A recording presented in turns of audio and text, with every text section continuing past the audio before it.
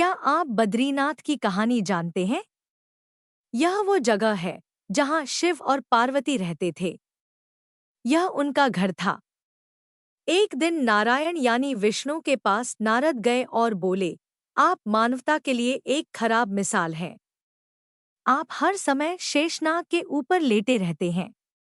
आपकी पत्नी लक्ष्मी हमेशा आपकी सेवा में लगी रहती है और आपको लाड करती रहती है। इस ग्रह के अन्य प्राणियों के लिए आप अच्छी मिसाल नहीं बन पा रहे हैं।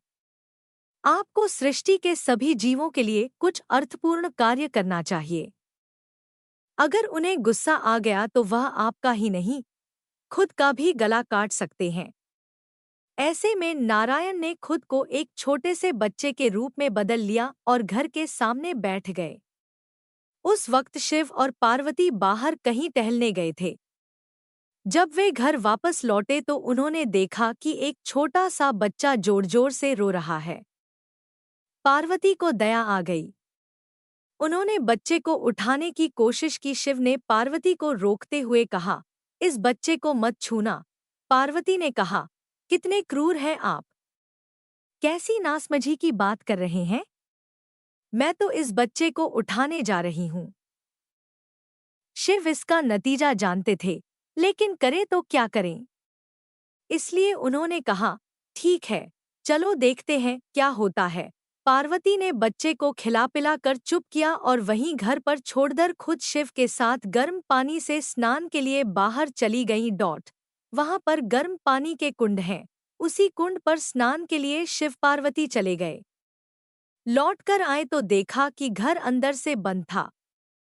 शिव तो जानते ही थे कि अब खेल शुरू हो गया है। पार्वती हैरान थी कि आखिर दरवाजा किसने बंद किया। शिव बोले, मैंने कहा था न, इस बच्चे को मत उठाना।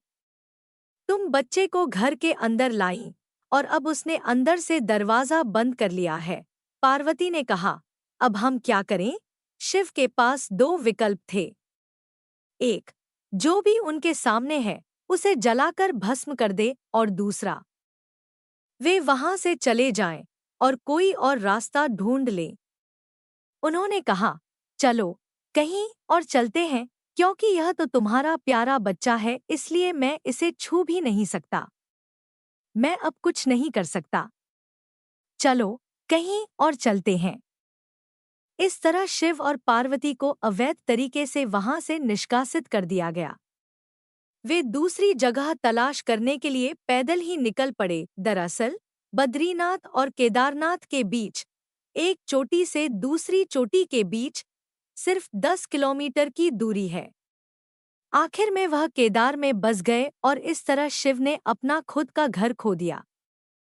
आप पूछ सकते हैं कि क्या वह इस बात को जानते थे?